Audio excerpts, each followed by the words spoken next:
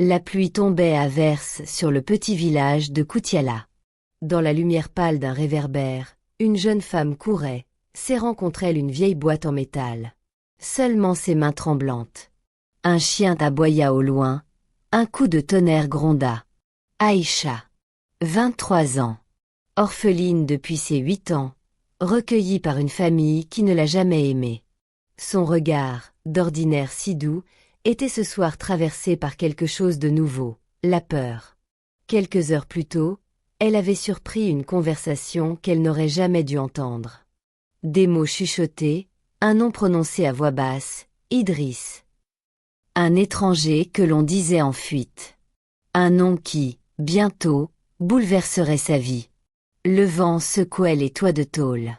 Dans l'obscurité, une silhouette masculine avançait péniblement, sa chemise trempée collée à sa peau.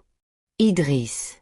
Fils d'une famille riche, accusé à tort dans une affaire qui menaçait de détruire sa vie.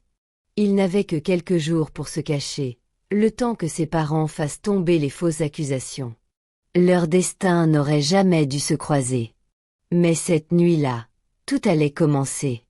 Le soleil se couchait sur Koutiala, peignant le ciel d'un rouge incandescent qui se reflétait sur les toits de tôle du village.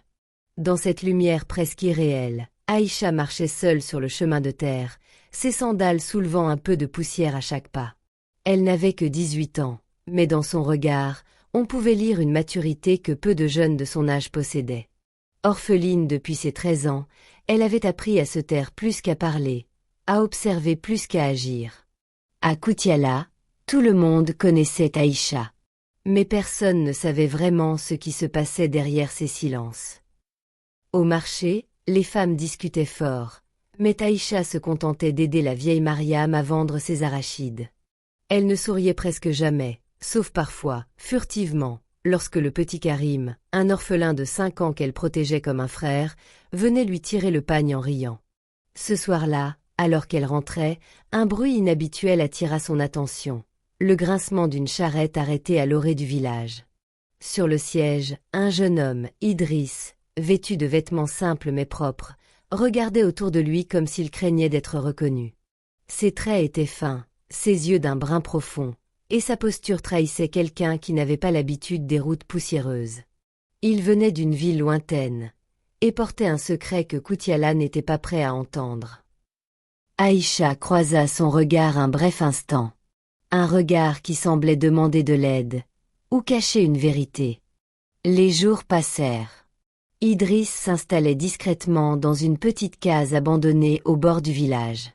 Personne ne savait vraiment d'où il venait, et il évitait les questions. Mais parfois, il passait devant l'étal d'Aïcha.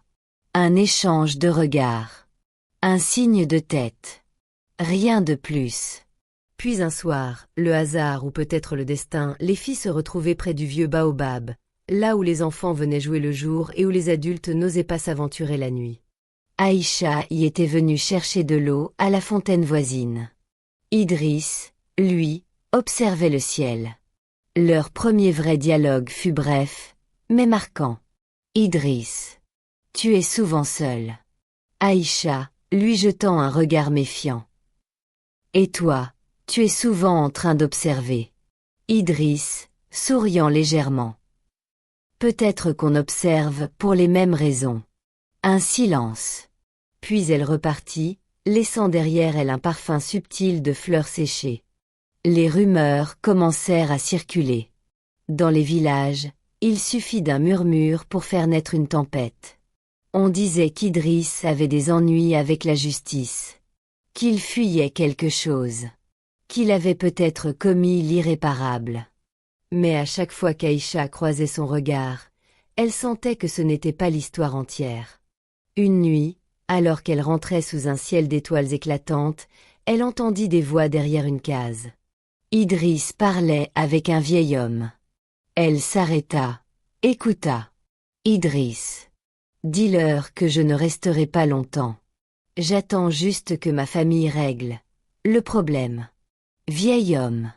Les problèmes ne se règlent pas toujours avec l'argent, mon fils.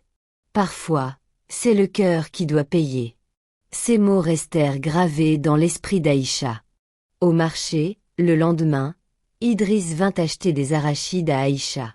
C'était la première fois qu'il lui adressait un vrai sourire.